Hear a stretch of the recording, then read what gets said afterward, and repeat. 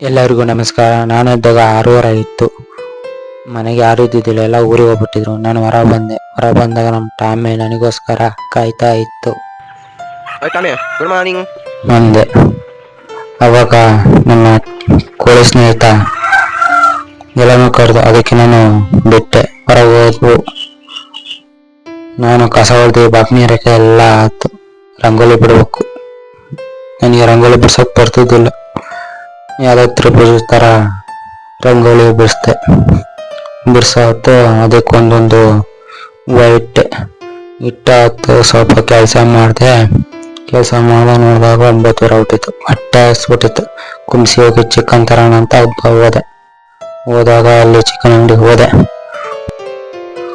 ನಾನು ಗಾಡಿ ನಿಲ್ಲಿಸಿ ಒಳಗೋದೆ. ಮಂಜಾನೆ ಕೋಳಿ ಸುಡ್ತಾ ಇತ್ತು. ಮಂಜಾನ, ನನಗೆ ಒಂದು ಅರ್ಧ kg ಅಂದೆ. ನನಗೆ ಅರ್ಧ kg ತೊಡೆದೇ ಬೇಕು ಅಂದ ಮಂಜಾನ. ಅದಕ್ಕೆ ತೊಡೆದೇ ಹಾಕ್ತು ಮಂಜಾನ.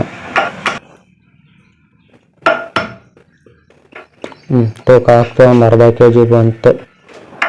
ನಂಗೆ ಕವರಿ ಹಾಕಾದ್ಮೇಲೆ ಕವರಿಗೆ ಚಿಕನ್ ಕಟ್ಟಿಸ್ಕೊಂಡು ಊರಿಗೆ ಬಂದೆ. ಹಂಗೂ ಹಿಂಗೆ ನಮ್ಮ ಮನೆ ಬಂತು. ಮನೆ ಬಾಕ್ಲಲ್ಲಿ ಬೈಕ್ ನಿಲ್ಸ್ಕೊಂಡು ಬಾಕ್ಲು ತೆಗ್ದು ಒಳಗೋದೆ. ಪಾತ್ರೆ ಒಳಗೆ ಚಿಕನ್ ಹಾಕಿ ತೊಳೆದೆ.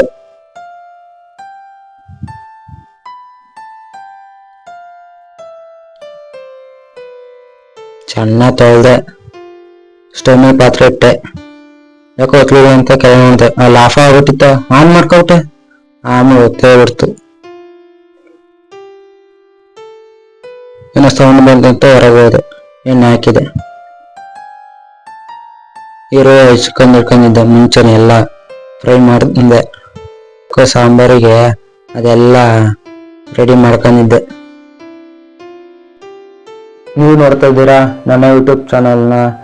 ನೀವು ಏನು ಮಾಡ್ಬೇಕಂದ್ರೆ ಸಬ್ಸ್ಕ್ರೈಬರ್ ಮಾಡಿ, ಬೆಲ್ ಬಟನ್ ಒತ್ತಿ, ಶೇರ್ ಲೈಕ್ಸ್ ಮಾಡಿ ಅಂತ, ಹಾಗೆ ನನಗೆ ಸಪೋರ್ಟ್ ಮಾಡಿ ಅಂತ ಕೇಳಿಕೊಳ್ಳುತ್ತೇನೆ.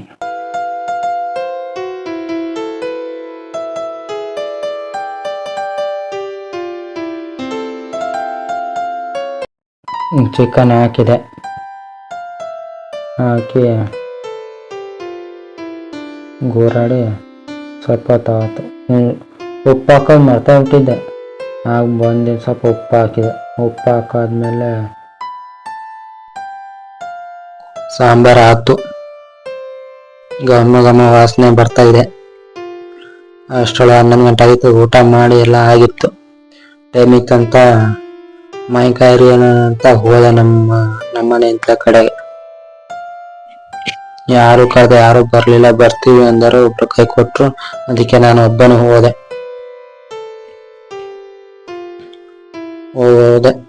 ಅಲ್ಲಿ ಯಾರಂತ ನೋಡ್ತಾ ಇದ್ದೀನಿ. ನಮ್ಮ ಅಕ್ಕನ ಮಗ ಪವನ ಅಂತ. ಊನೇ ನೋಡ್ರಿ, ನಮ್ಮ ಅಕ್ಕನ ಮಗ ಪವನ ಅಂತ.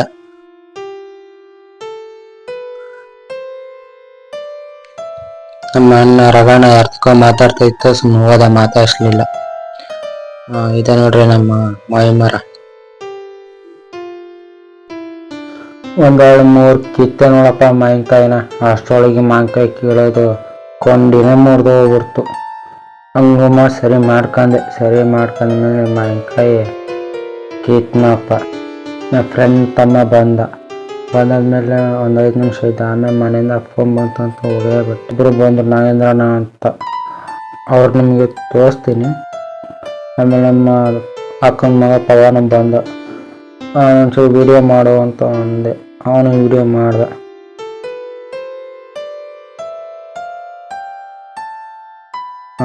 ನೋಡ್ರಿ, ತೋರಿಸ್ತೀನಿ ನೋಡ್ರಿ. ನಾಗೇಂದ್ರಣ್ಣ ಅಂದರೆ ಯಾರು ಅಂತ ಹೇಳಿದ್ನಲ್ಲ ಅವಾಗಲೇ, ಇವರೇ.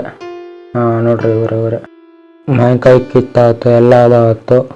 ಮಾವಿನಕಾಯಿ ಚೀಲದಲ್ಲಿ ಹಾಕೋಬೇಕು. ಅಷ್ಟರೊಳಗೆ ನಮ್ಮ ದೊಡ್ಡಪ್ಪ ಬಂದ್ಬಿಟ್ಟಿತ್ತು. ಅವರೇ ನಮ್ಮ ದೊಡ್ಡಪ್ಪ. ಟಾಮಿ, ನಾಗೇಂದ್ರಣ್ಣ, ಪವನ, ನಮ್ಮ ಆಲೇಶ ಎಲ್ಲರೂ ಬಂದರು. ಹಂಗೆ ಚೀಲದಲ್ಲಿ ತುಂಬ್ಕೊಂಡು ಬಿಟ್ಟಿದ್ವಿ. ಓದ್ಕೊಂಡು ಮನೆ ಕಡೆಗೆ ಹೋಗೇ ಬಿಟ್ವಿ. ಹಿಂಗೆ ಮನೆಗೆ ಬಂತು.